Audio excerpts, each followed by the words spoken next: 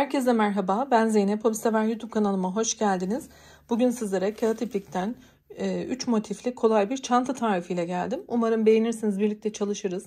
Çantamızın yapımı çok kolay. Tüm aşamalarını sizlere dilim döndüğünce adım adım anlatıyor olacağım. Benim yapmış olduğum çantada her iki renkten arkadaşlar toplamda 300 gram civarı kağıt iplik kullandım.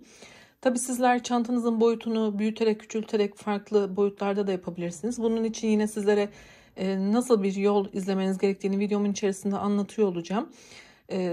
Ben kullandığım iplik ölçüleriyle ve çantamın boyutuyla sizlere bilgi vermek istiyorum. Enimiz 39 santimetre. Çantamın derinliği şu kısımdan ölçüyorum. 28 santimetre.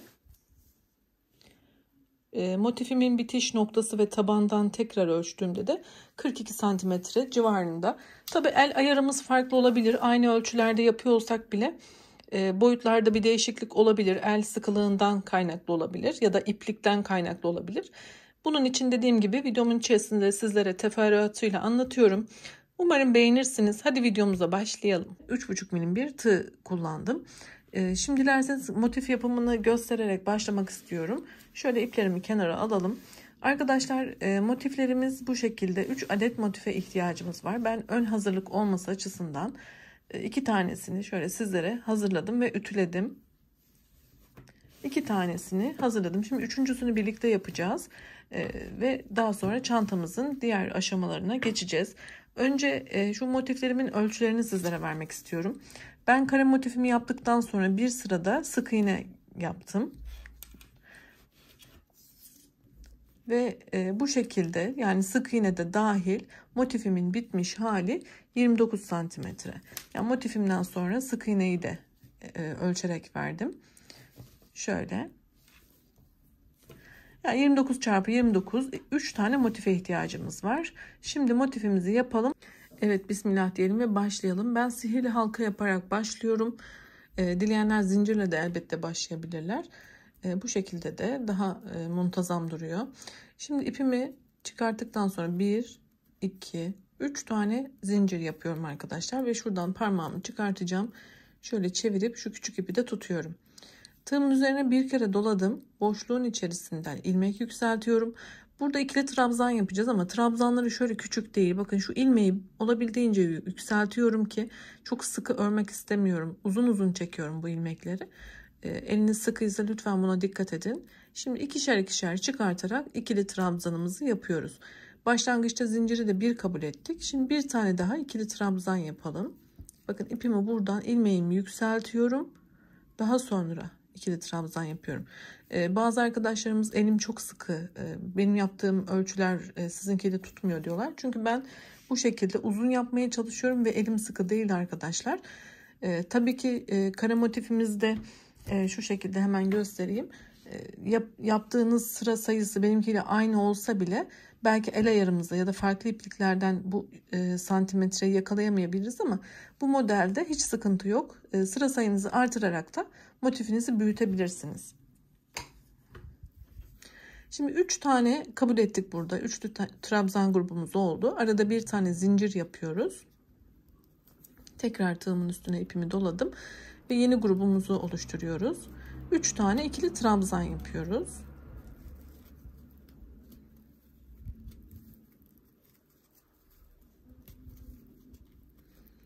Arada bir zincir ve bunu devam ettiriyoruz. Yani 4 tane grup yapmamız gerekiyor. Trabzan grubu. Şimdi ben 3. grubumuzu yapıyorum. 3 tane ikili trabzan yaptıktan sonra arada bir zincir yaparak diğer 4. grubu yapmaya başladım.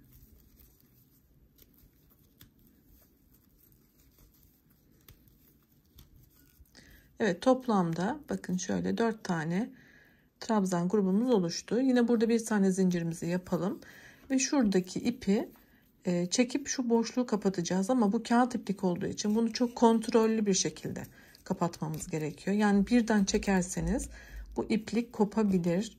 Böyle biraz kontrol ederek yapalım. Evet, daha sonra yapmış olduğumuz 3 tane zincir vardı biliyorsunuz. Şöyle 1, 2, üçüncüden ilmek kaydırarak ilk sıramızı tamamlayalım. İkinci sırayı da aynı renkle devam edeceğim için şuradaki trabzanın bakın şöyle üstünden ilmek alıyorum. Burada bir tane ilmek kaydırma yapıyorum.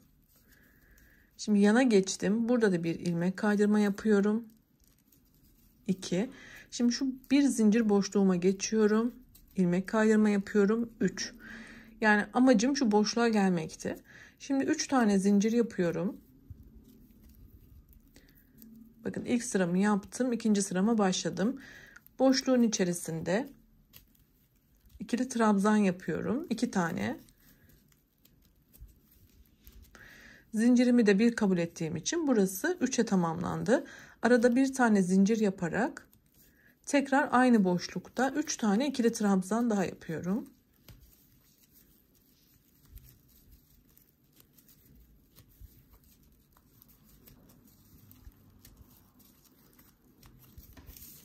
Şimdi ilk köşemizi oluşturduk. Şöyle bakalım. Burada bir köşe oluşturduk. Şimdi şu bir zincir boşluğuna geçeceğiz ve burada ikinci köşemizi oluşturacağız. Arada zincir yapmıyoruz. Sadece bu köşelerde zincirimiz olacak. Bu ara geçişlerde zincir yok arkadaşlar. Direkt böyle bakın tığıma ipimi doladım ve bu boşluğa geçtim. Şimdi 3 tane ikili trabzanımı yapıyorum.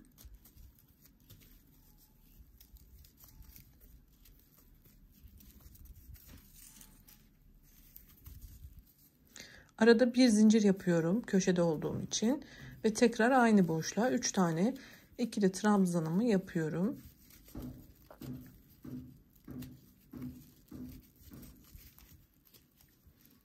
İkinci köşemi de oluşturdum. Şöyle göstereyim. Devam edeceğim.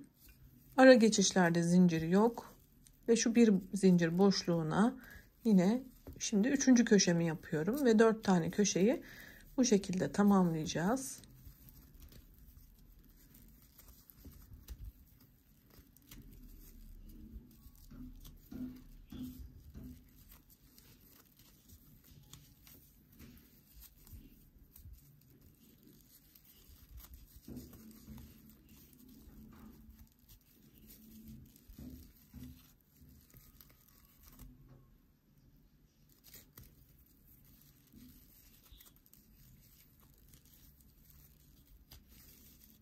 Evet, üçüncü köşemi de yaptım.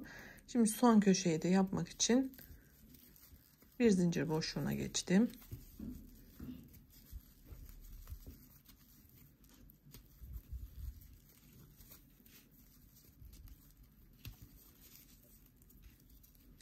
Bir zincir yapıyorum köşede olduğum için.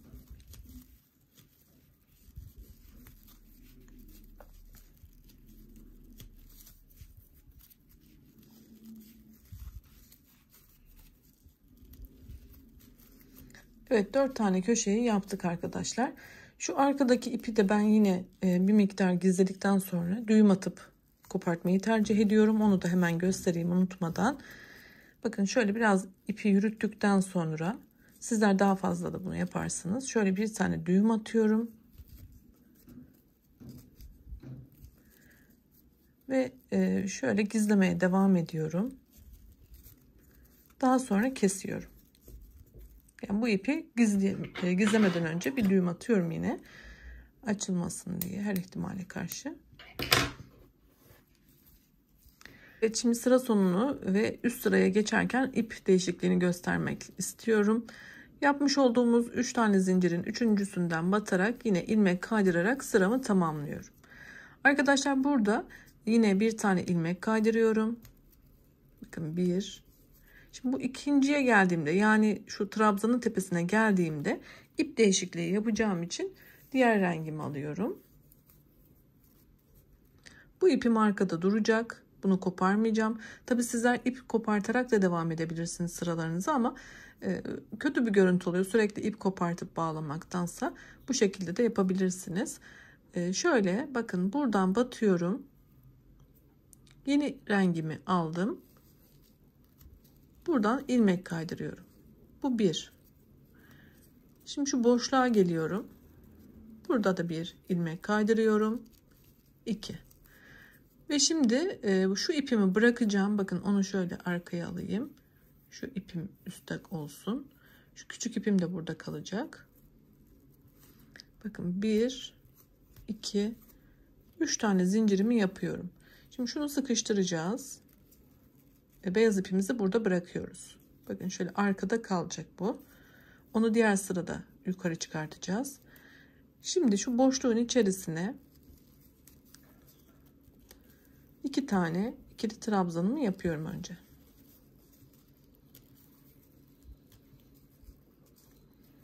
Arada bir tane zincir yapıyorum ve tekrar 3 tane ikili trabzan yapıyorum.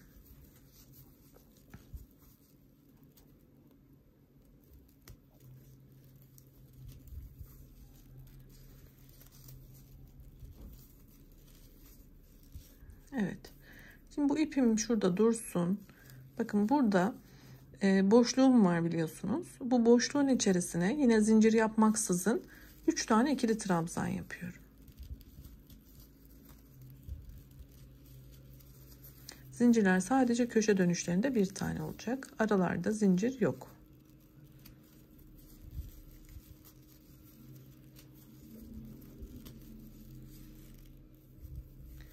Şimdi şu köşeye geldim. Köşede yine 3 tane ikili trabzan.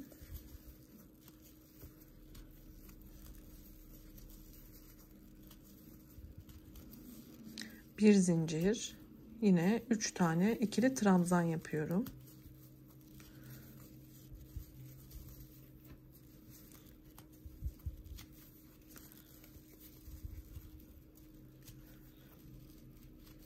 Şimdi kenarda ilerlerken yine zincir yapmaksızın boşlukta ilk trabzan grubumu yapıyorum.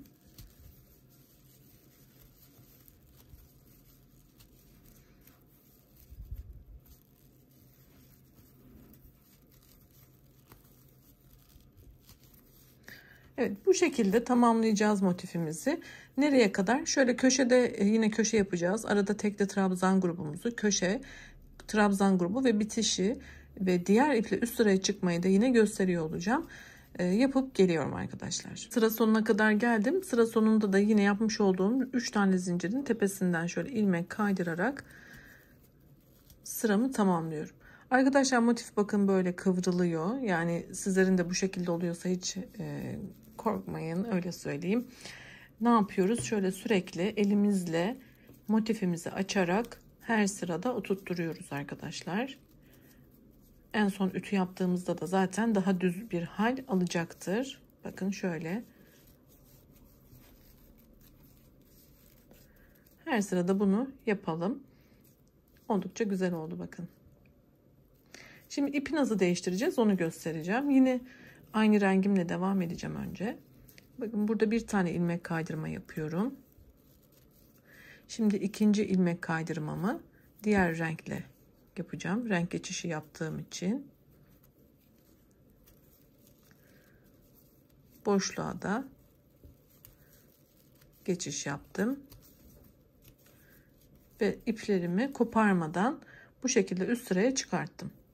Şimdi bu ipimi burada bırakıp boşlukta yine köşe oluşturacağım arkadaşlar.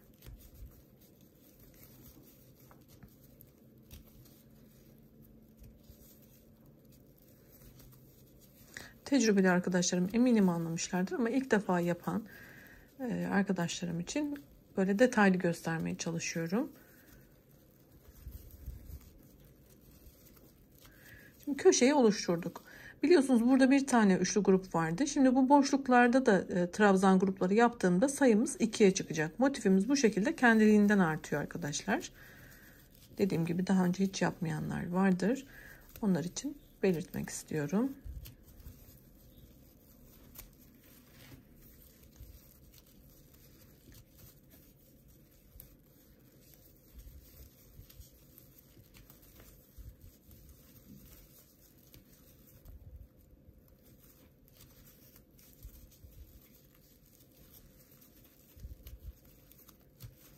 Bakın gruplar böyle 2'ye arttı.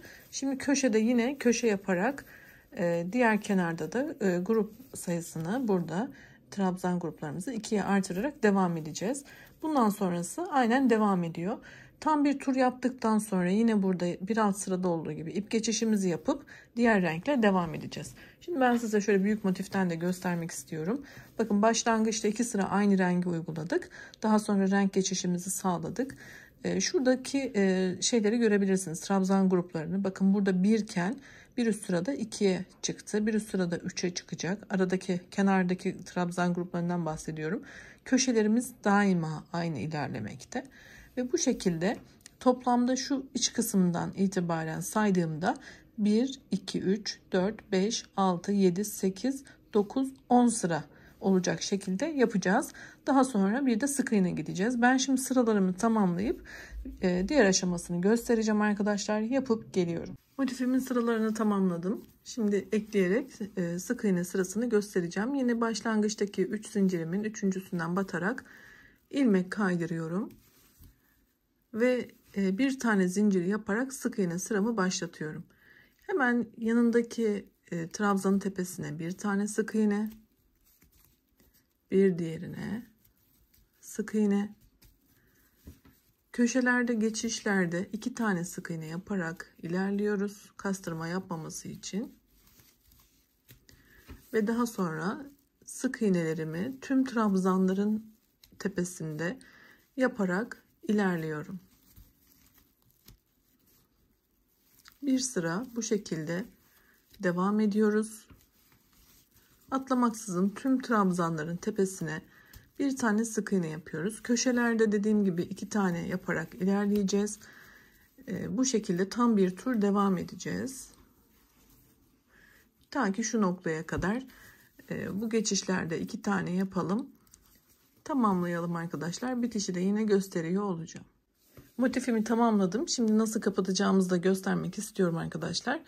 Burada yapmış olduğumuz son sık iğneden sonra bir zincir olan kısmı atlıyorum. İlk trabzanımdan, yani şu 3 tane trabzanımın ikincisinden şöyle ipimi arkadan öne çıkartacağım. Son yapmış olduğum sık iğneden de tığımı şöyle arkadan şuradaki 2 tane ilmeği alarak şöyle alttan batıyorum. Bakın bu şekilde. Şimdi bu ipimi de arkaya alacağım.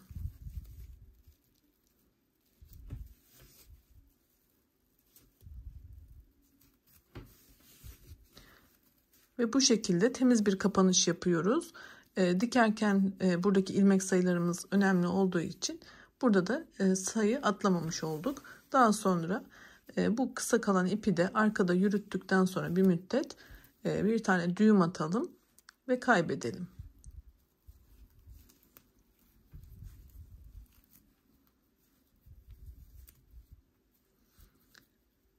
Evet, bunu gizlemeye devam edebiliriz. Bu şekilde motiflerimizi hazırladık. Şimdi diğer aşamalarımıza geçebiliriz. Motiflerimizi tamamladık. Şimdi nasıl birleştireceğiz onu göstererek devam etmek istiyorum. 3 tane olan motifimizin bir tanesini taban olarak kullanacağız. Şu şekilde katlayarak. Diğer 2 motifimizi ise çantamızın duvar kısımları olarak kullanacağız. Şöyle arkadaşlar. Ve ortaya bu güzel çanta çıkacak. Motiflerimizi birleştireceğiz şu noktalardan, hem ön hem arka yüzde. Burada dileyenler arkadaşlar iğneyle dikiş de yapabilir, tığla da birleştirebilir. Ben bugün tığla birleştirmeyi tercih ettim. Ama iğneyle nasıl dikildiğini görmek istiyorsanız bu modelle yakın bir modeli dikerek de çalıştım. Videomun sonundaki oynatma listeme bakarsanız dikerek yapmak isteyenler de öyle fikir alabilirler. Hadi şimdi birleştirme işlemimize başlayalım. Evet arkadaşlar, şimdi motiflerimizi birleştiriyoruz. Arka yüzleri bize bakacak şekilde, yani arkada bir birleştirme işlemi yapıyoruz. Temiz yüzleri dış kısımda olacak. Öncelikle şu noktadan buraya kadar birleştirme yapacağım. Daha sonra şu 2 yüzü de birbirine birleştireceğim. Neden? Çünkü yani şöyle devam edeceğim birleştirmeye aslında. Bakın çantamı şöyle kapattığımda 2 motifini, bakın şu alttan gelen birleştirme işlemi üstten de devam edecek. O şekilde. Şimdi alttan yapacağım için, arka yüzden yapacağım için şöyle alıyorum. Bakın. Köşeleri birbirine denk gelmesi önemli olan bir konu. Çünkü sayılarımız biliyorsunuz eşit. Uç uca tam köşe noktalarını denk getirirsek daha muntazam bir temiz bir iş yapmış olacağız. O yüzden tam köşe noktalarındaki karşılıklı ilmekleri birbirine denk getirerek ekleme işlemine başlayacağım. Öncelikle şurada şöyle zincir yaparak burayı iyice sağlamlaştırıyorum ve bu ipimi de kullanıyorum. Burada sık iğne de yapabilirsiniz, ilmek kaydırma da yapabilirsiniz. Size nasıl kolay geliyorsa o şekilde devam edersiniz. Bakın tam şuraya denk geliyor. Karşılıklı. Ben şöyle ilmek kaydırarak eklemek istiyorum. Ters yüzde olacak. Bunu düz yüzde de yapabilirsiniz. O şekilde de hoş görünebilir. Ben bugün ters yüzde yapmayı istedim.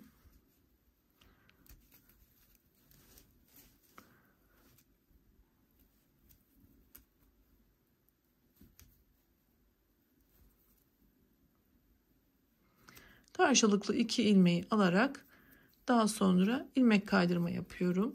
Bakın şöyle içinden kaydırıyorum. Burada çok sıkı yapmayın. Yani şu ilmeğinizi biraz serbest bırakırsanız kastırma da yapmayacaktır. Bu şekilde şu başlangıç noktasına kadar devam edelim. Eklememizi tamamlayalım. İlk kenarımı ekleme işlemini tamamladım. Şöyle göstereyim. Şimdi köşe noktasına geldik. Köşe noktasında da kastırma yapmaması için tam köşe noktasına geldiğimizde şöyle bir tane zincir yaparak dönüş yapacağız arkadaşlar. Ve yine aynı şekilde eklememizi ilmek kaydırarak devam edeceğiz. Hiçbir farklılık yok. Sadece buradaki durumu da göstermek istedim. Bu şekilde yine eklememi yapıyorum.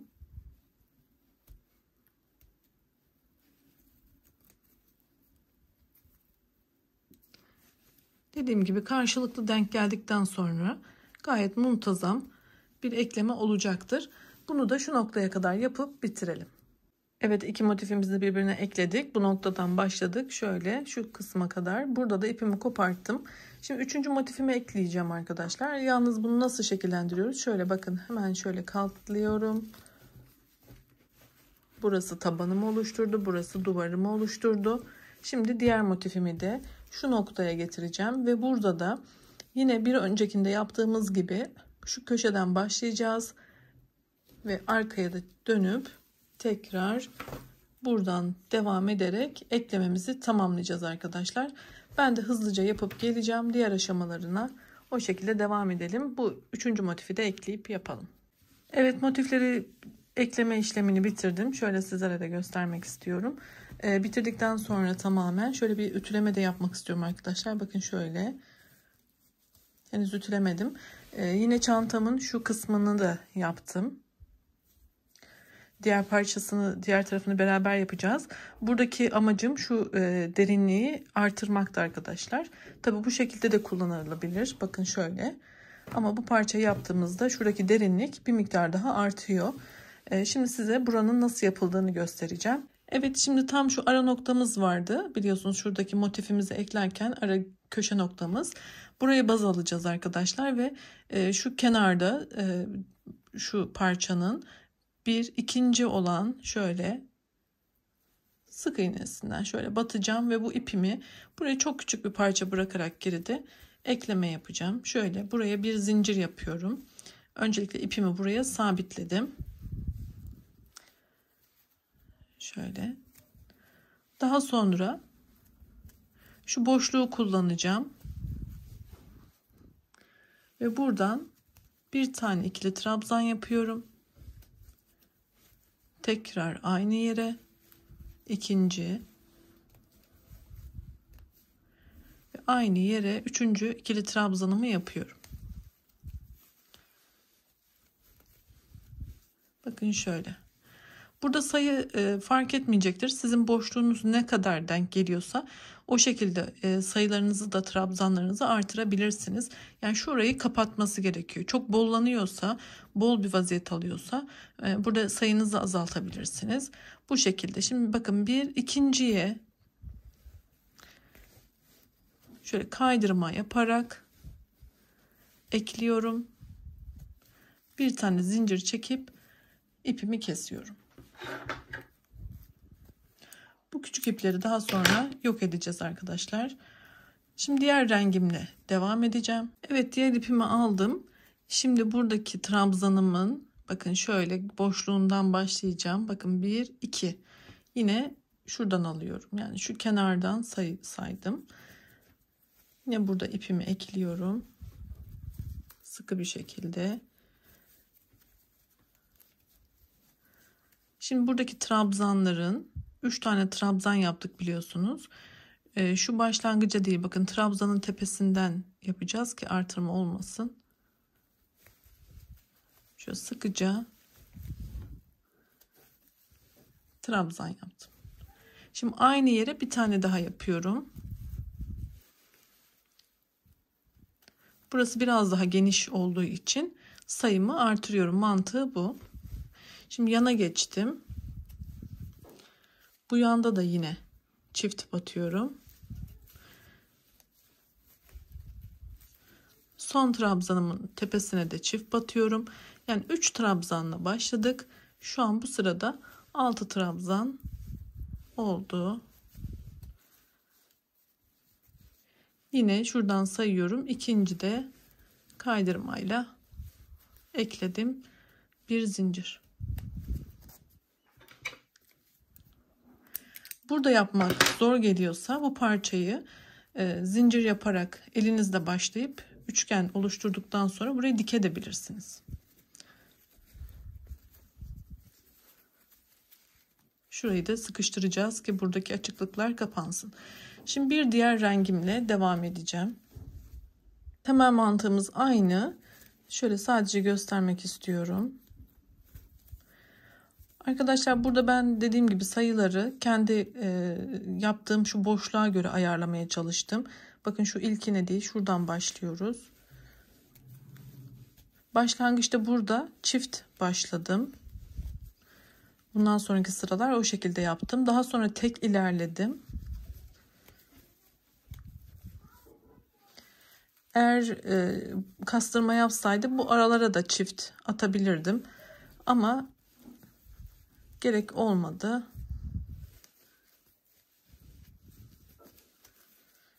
Şu sona geldiğimde yine çift bitirdim.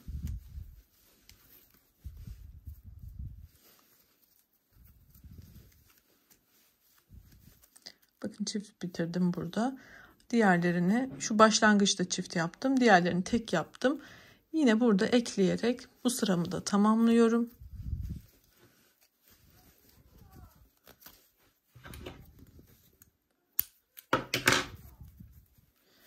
Bu şekilde yapmaya devam ettim. Şöyle hemen göstermek istiyorum şu kısımdan arkadaşlar. Şuraya kadar yaptık. Üst sırada da yine aynı işlemi yaptım. Başlangıçta çift yaptım. Bitişte çift yaptım. Aralarda tek ilerledim. Üst sırada da aynı işlemi devam ettirdim. Dediğim gibi burada bollaşma olmadan elimin ayarına göre trabzan sayılarımda oynamalar yaptım. Siz de bu şekilde ayarlayabilirsiniz. Tamamlayalım. Daha sonra bir de kenar uygulaması yapacağız. Öyle devam edelim. Evet, çantamızın son sık iğne sırasını da tam bir tur yapacağız arkadaşlar. Şöyle başlangıçtan göstereceğim arkadaşlar. Tam tur aynı şekilde devam edeceğiz. Şöyle ipimizi şurada bir bağlayalım.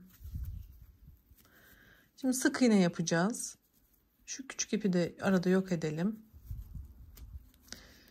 Şimdi köşeye geldik. Köşede biliyorsunuz kastırma yapmasını istemediğimiz için şöyle çift batıyoruz. Sık iğne. Şuraya da çift batıyoruz.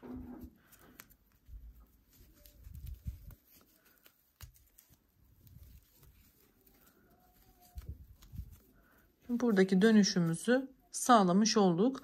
Şimdi yine tek batarak tüm boşluklarda sık iğnemizi tamamlıyoruz. Bir tane tur yapalım arkadaşlar. Şuraya geldiğimizde yine aynı şekilde devam ediyoruz ve bir tur dediğim gibi bitiriyoruz. Bu noktada ise motiflerdeki kapatma yöntemi olan gösterdiğim şuradan batarak ilmek alarak yaptığımız yöntemle kapatacağız ki kötü bir görüntü olmasın. Daha sonra sap işlemine geçeceğiz. Tamamlayıp geliyorum. Çantamın son sık iğne sırasında tamamladım. Şöyle göstereyim sizlere de. Bir sıra sık iğne yaptık. Şimdi dilerseniz çantamızın sapının yapımına geçelim. Burada arkadaşlar dileyenler hazır satılan çanta aksesuarlarından alıp çanta sapı yapabilirler, dikebilirler. Tüm tuhafiyelerde satılıyor. Ya da benim şimdi göstereceğim modelle kağıt ipin kendisiyle yine birebir aynı yapabilirsiniz. Tercih size kalmış. Ben şimdi sık iğneden oluşan bir model anlatacağım sizlere. Daha farklı bir model yapmak isterseniz kanalımın ana sayfasındaki çanta modelleri oynatma listeme bakıp oradaki çanta sapı modellerimden farklı olan hoşunuza giden varsa o şekilde de yapabilirsiniz. Şimdi çantamızı öncelikle dikebilmek adına bir parça böyle ip bırakarak şuradan başlıyoruz arkadaşlar. Şöyle katlıyorum. Çok sıkı olmayan bir zincir yaptım. Bunu bir kabul ettim. Şimdi 2, 3, 4, 5, 6 ve 7. Benim için bu genişlik yeterli. Bu sayı üzerinde devam edeceğim sık iğnemi yapmaya. 7 tane yaptıktan sonra yani şu genişliğe karar veriyorum. Buradaki sayı önemli değil. Şimdi sonda 2 tane zincir yapıyorum. Ve geriye dönük 3. zincirime batarak bir tane sık iğne oluşturuyorum. Bu 1'di. Şimdi yana geçtim. 2, 3,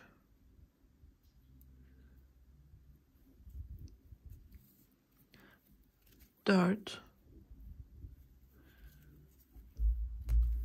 5,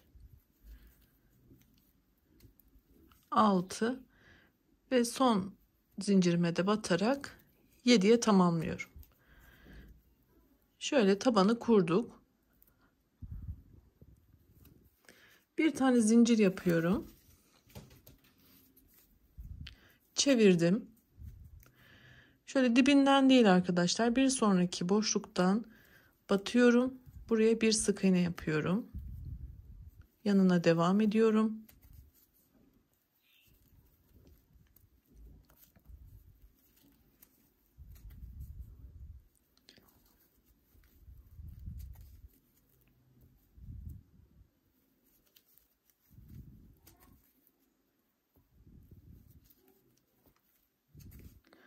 Şimdi şu sonda da batarak 7. sık iğnemi de tamamlıyorum. Bakın şöyle. Burada ben 7 sayısını takip ediyorum. Bir zincir yaptım, çevirdim. Yine 7 tane sık iğne üzerinde ilerliyorum. Ve bunu istediğimiz uzunluğa gelene kadar devam edeceğiz yapmaya. Ben çantamın üzerinde ve kolumda ölçerek boyunu ayarlayacağım. Kaç sıra yapacağımı o şekilde belirleyeceğim. Sona kadar 7 tane sık iğnemizi tamamladıktan sonra bir zincir yaparak üst sıraya geçeceğiz arkadaşlar. Yapıp gelelim. Evet, ben çanta sapımı yeteri uzunluğa gelene kadar yaptım arkadaşlar.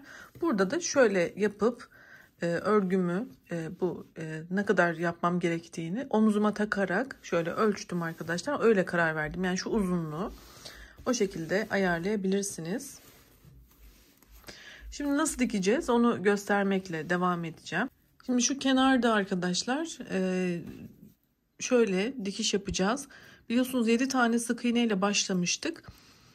Şu ortayı referans alacağım. Burası benim bir sık iğne yerim. Şimdi sağa doğru 1, 2, 3 tane ilerleyeceğim. Ve normal dikiş yapar gibi şöyle sırasıyla tüm sık iğnelerden karşılıklı dikeceğiz.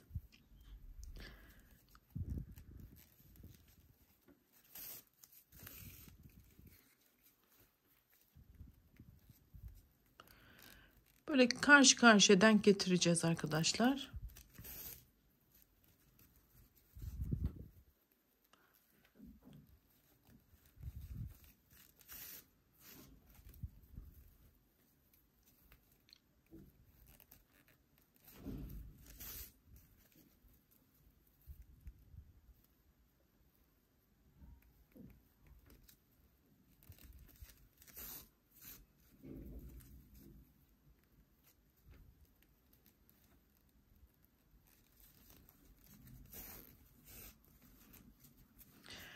Şimdi bunu iyice sağlamlaştırdıktan sonra bu kısmı, bakın şu kenardan da tekrar alıyorum. Şöyle bir alta yine batıyorum ki şurası daha bütün dursun diye. Bakın şurayı da iyice bütünleştirdikten sonra tekrar bu başa geliyorum ve burayı da kapatıyorum. Bu şekilde geriye dönük dikiyorum, sağlamlaştırıyorum. Yapalım, diğerini de yapalım. Bitmiş haliyle bir kez daha bakalım. Çanta sapını da diktik arkadaşlar. Şöyle yakından bir kez daha göstermek istiyorum. Oldukça güzel oldu. Umarım beğenmişsinizdir. Ben şurada bir de çıt çıt kullandım. Şöyle sizlere göstereyim. Bakın bunu kendim diktim içine. Tabi dilerseniz farklı materyaller de kullanabilirsiniz. Yine içine dileyenler astar yapabilirler ya da bu şekilde de kullanılabilir. Gayet güzel oldu. Ama kağıt ibrikler astarda daha kullanışlı oluyor. İster kendiniz yapabilirsiniz ya da terziye diktirebilirsiniz. Nasıl dilerseniz. Bir tane de şöyle el emeği, handmade etiketi diktim. Evet.